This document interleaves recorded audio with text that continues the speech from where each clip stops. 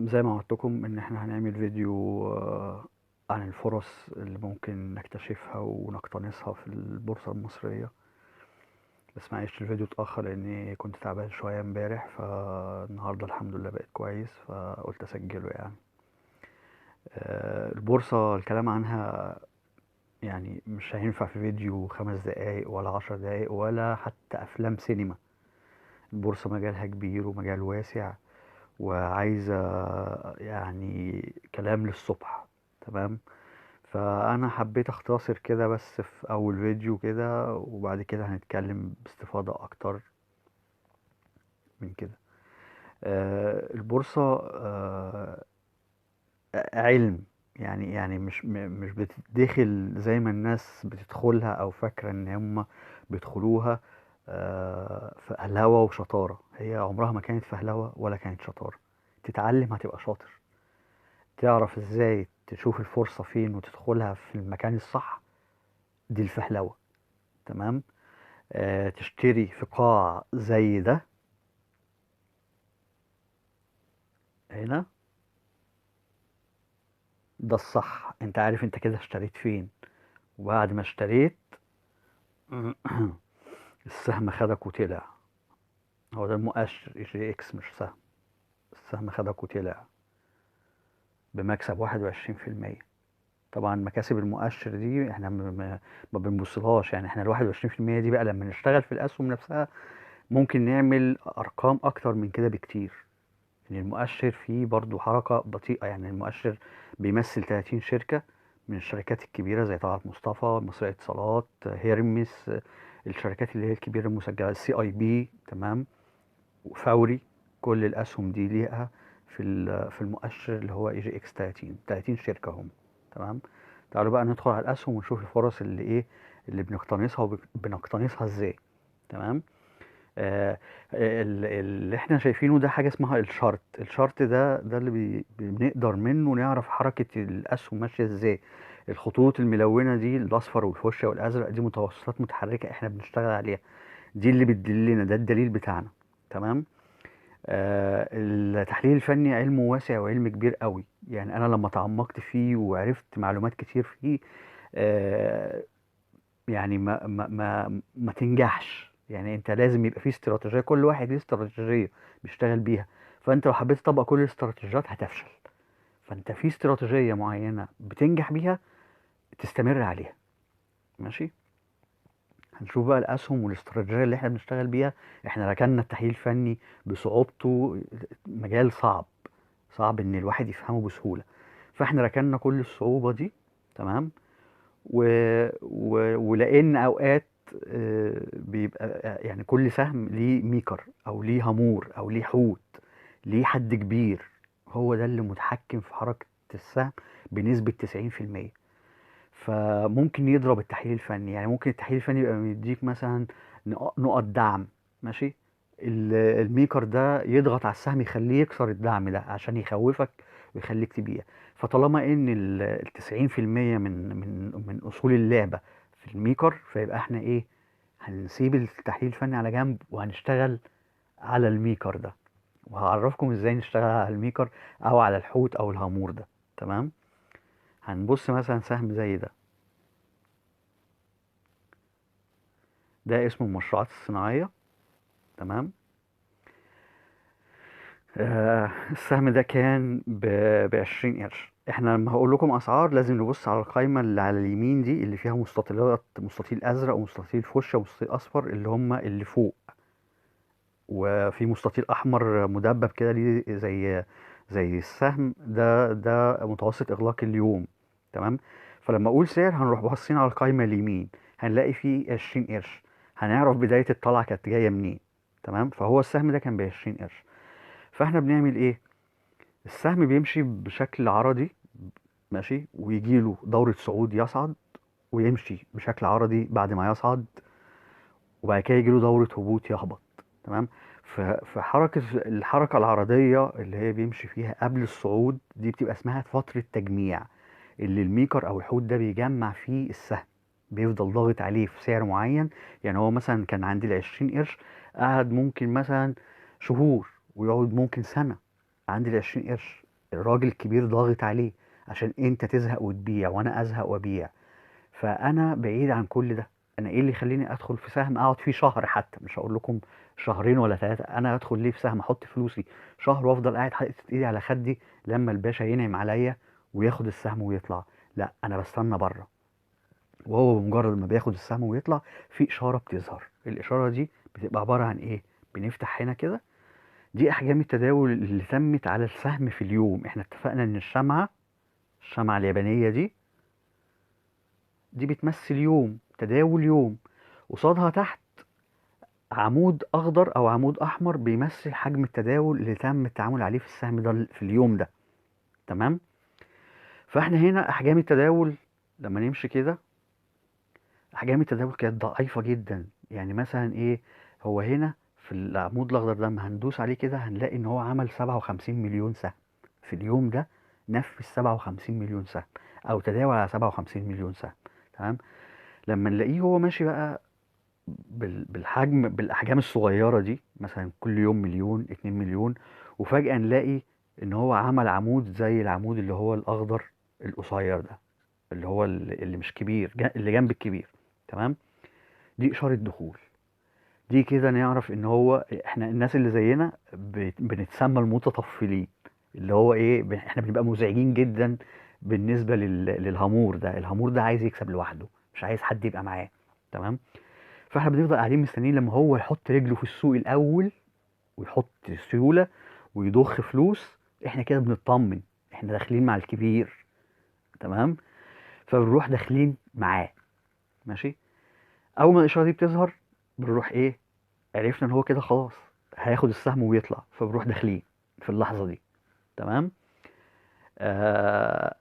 لو السوق انهار وحصل فيه بانيك تاني يوم، ماشي، السوق بقى البورصه كلها حصل فيها بانيك، هتلاقي كل الاسهم بتنزل وبتنهار الا الاسهم اللي ظهرت عليها الاشاره دي. ليه؟ لان الراجل ده حط فلوس ومش هيسمح ابدا لسهمه ان هو يقع باي شكل من الاشكال. ان لو سمح لسهمه انه وقع هيبقى اتحبس، وهيتحبس وانت هتتحبس معاه زيك زيه. اللي هيسري عليه هيسري عليك، وهيبقى هو اول اسهم بتصعد. يعني حتى لو انهار انت ما تقلقش، ما تخافش. انت فلوسك داخله مع حد مش صغير. تمام.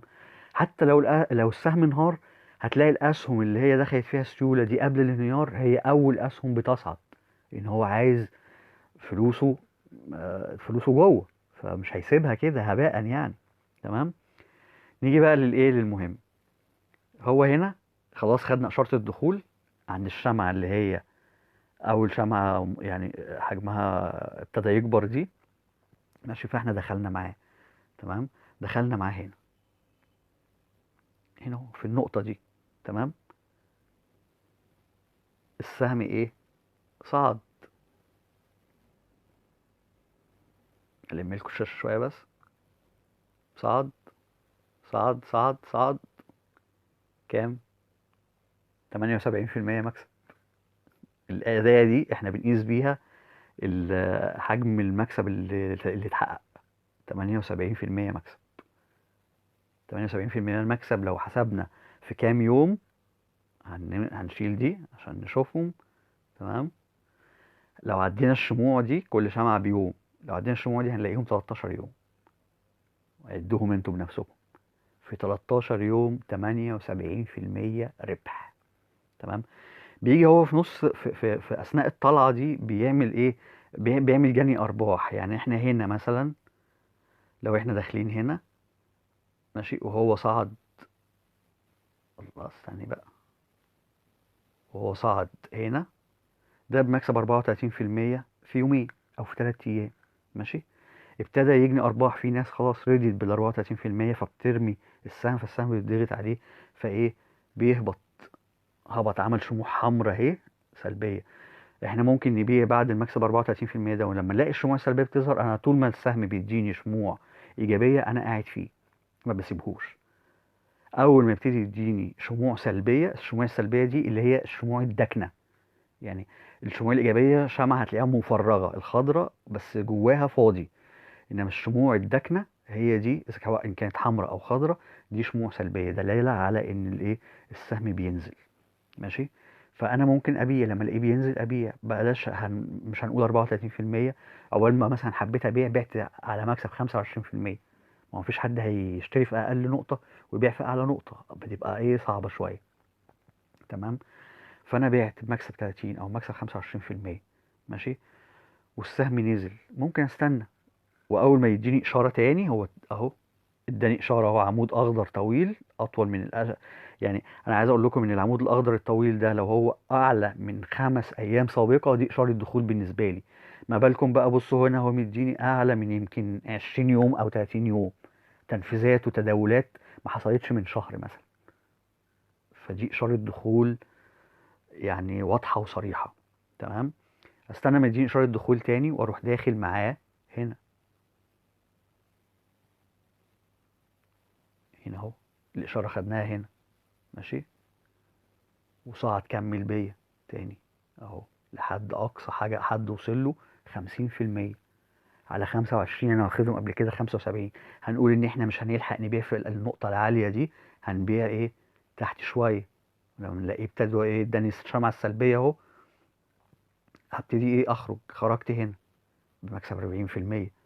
اتاخرت شويه في الخروج وخرجت هنا مكسب 36%. فانت كسبان كسبان في اي نقطه هتبيع فيها وهو بينزل، فانت هتكون كسبان. تمام. ممكن بعد ما هو بيعمل الجني الارباح ده او الضغط اللي هو بيضغطه ده عشان يغربل، اسمها غربله، عايز يخرج ناس ويدخل ناس جديده، عايز يضخ دم وسيوله جديده في السوق. بيبقوا عاملين ايه، عقبال ما حضرتك بقى تخلص جني الارباح، انا هروح اشوف مصلحه تانية في حته تانية. ماشي.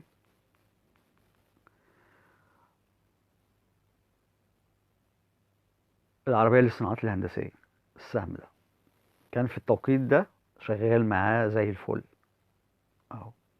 تمام. دورت على سهم زي ده لقيته مديني اشاره، اشارات اهي، ومديني اشاره هنا. ماشي. تمام. فاروح ايه، داخل معاه الهامور بقى اللي في السهم ده او الحوت اللي في السهم ده، اروح داخل معاه.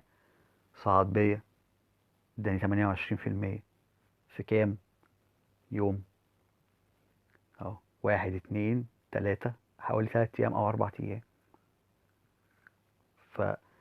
فاعتمادنا كله على الهامور دخل فين، احنا بنستنيينه نشوفه رايح فين واحنا بنمشي وراه. دخل هنا بندخل، خرج بنخرج. هي دي استراتيجية الربح من البورصة. تمام. الأسهم دي كانت من 13 يوم مثلا. تعالى بقى نشوف اللي حصل امبارح في الجلسة الأخيرة دي. في أسهم صعدت أو ادت إشارة دخول، احنا هنرتبهم بالأسعار. ده كده ترتيب الأسعار. ماشي. القرار الزيوت والصابون ده كان سهم ب 13 قرش، ب 13 قرش. تمام. تعالوا نشوف عمل ايه.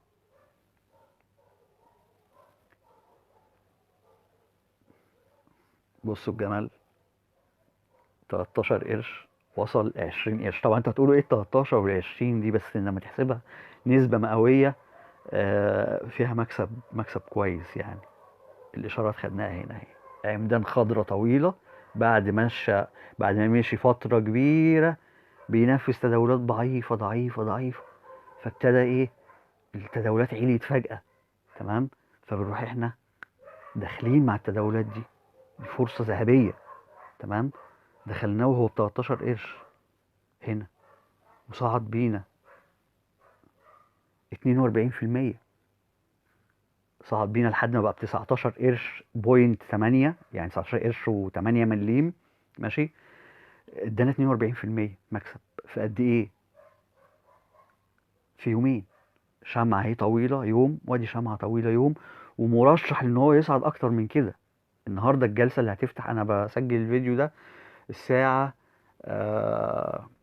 7 صباحا او 8. الجلسة هتفتح بعد ساعتين. مرشح للصعود اكتر من كده. ليه؟ لان الشمعة هنا ملهاش ديل. الشمعة ملهاش ديل، معنى كده ان الشراء كان لحد اخر الجلسة واخر اليوم فضل مصفر اب، مفيش عروض، بس عليه طلبات. عليه طلبات والناس مش عارفة تاخد السهم. فمرشح ان هو يصعد، مرشح انه يفتح بفجوة. يعني هو هنا ده سعر الفتح اللي هو يعني الديل الطويل اللي نازل لتحت ده، بدايته عند المستطيل اهو كده. هكبر لكم الشمعة. الضلع اللي هو الضلع اللي هو اللي تحت ده، ده سعر الفتح، واللي فوق سعر الإغلاق. بص هو اليوم اللي قبليه سعر الإغلاق كان فين، ولما فتح فين؟ يعني فتح بالفجوة دي، قفز قفزة رهيبة بالفجوة دي. هي دي اللي علت نسبة الربح، وخلت ان يبقى فيه 42% ربح في يومين. تمام. هندخل بقى نشوف ايه اسهم تانية زي ليسكو مصر. ماشي.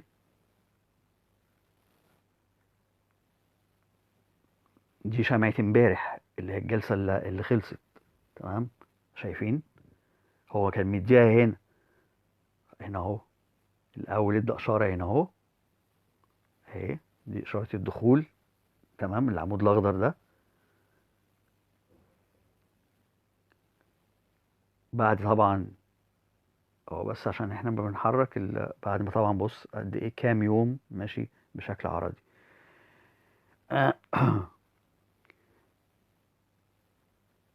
جينا بقى احنا هنا دخلنا مع الاشارة دي. ماشي. هنا وليكن دخلنا هنا اهو، والسهم ريح نزل بعديها، وده معرض انه يحصل. ما تقلقش طالما الهامور حط فلوس انت في امان. تمام. ريح. في ناس بتخاف وتقوم تبيع، وفي ناس بتستمر. اللي اعصابها كويسة بتستمر. اعصابك ضعيفة وما بتستحملش، اقفل الشاشة واعمل اي حاجة وتعالى بعد يوم او اتنين. تمام. فهنا نفرض ان احنا خفنا وبعنا، فخسارتنا كام؟ 4%. 4%. بس بمقابل بقى ربح كام لو احنا استمرينا وما خرجناش؟ 18%. فانت طول ما انت بتدخل في نقط آمنة وفي أماكن آمنة، تمام، نسب خسايرك هتبقى ضعيفة جدا وضئيلة، تتراوح من 3 ل 5% تقريبا، بس فرص ربحك عالية زي ما وريتكم كده في في الأسهم اللي احنا شفناها قبل كده. تمام. الكلام ده الكلام ده خطير. مش اي حد بيشتغل بالطريقة دي. تمام. آه، في ناس بقى بتشتغل بطريقة، هوريكم سهم تاني. هوريكم الطرق يعني سريعا كده.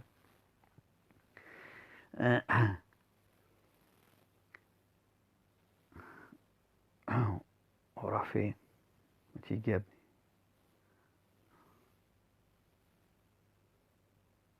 طب نكتبه في السر.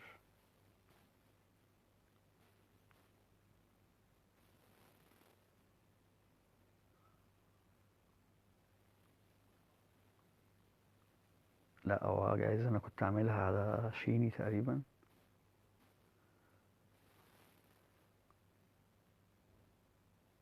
شيني يا باشا، شيني. شيني اهي. اه.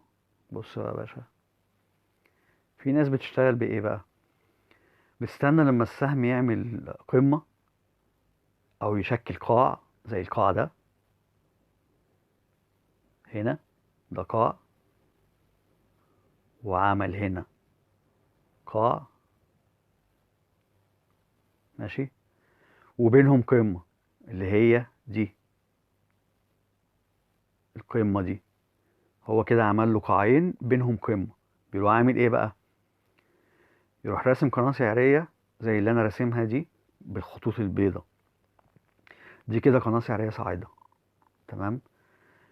بيتاجر بين الخطين، الخط العلوي والخط السفلي. السهم يوصل عند الخط العلوي يبيع، وينزل يستنى تحت عند الخط السفلي. تمام. لما ينزلوا عند الخط السفلي يروح مشتري، يروح السهم واخد بعضه وطالع الخط العلوي يلمس فيه او يخبط فيه، يروح بايع، ويروح السهم نازل تاني يلامس الخط الابيض، يفضل على الوتيره دي لحد ما السهم يخرج من المسار بتاعه هبوطا مثلا. بيعرف ان خلاص السهم خلص ترند الصاعد بتاعه وابتدى يدخل ترند هابط، فبيبيعه. بيخرج منه على كده ويشوف سهم تاني. دي استراتيجية من استراتيجيات الناس اللي بتشتغل ايه بيها. تمام. بس دي عايزة ايه صبر وطولة بال، وتستنى بقى لما ينزل لك. وممكن الهامور يكون ليه رأي تاني ما ينزلوش. تمام.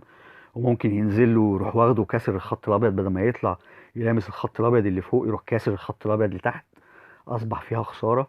فانا في غنى عن كل الدوشة دي. انا مع مين؟ انا مع الهامور. مطرح ما يحط رجليه انا بحط. هو يورط نفسه ويحط رجله في السوق، انا اورط نفسي واحط رجلي في السوق. تمام. شكرا. اسف اني طولت عليكم، الفيديو طول شوية بس يعني المعلومات حلوة ومفيدة. وان شاء الله يبقى فيه كلام تاني عن حاجات اكتر من كده. ويا ريت لو الفيديو عجبكم وعايزين نستمر، اكتبوا لي في التعليقات. وان شاء الله يبقى في فيديوهات تاني افضل من كده واحلى من كده. بس هو مفيش احلى من كده بصراحة. دي الخلاصة، احنا جبنا الاخر. تمام. بس ممكن يبقى في شروحات بقى، الشمعة ازاي والفوليوم، وفي مؤشرات زي المؤشرات دي كده احنا بنعتمد عليها برضو. ماشي. بتأكد لنا الإشارة دي صحيحة، والإشارة فعلا داخلها سيولة. تمام. دي مؤشرات عزم، اسمها مؤشرات عزم القوة النسبية. تمام. شكرا لحسن استماعكم.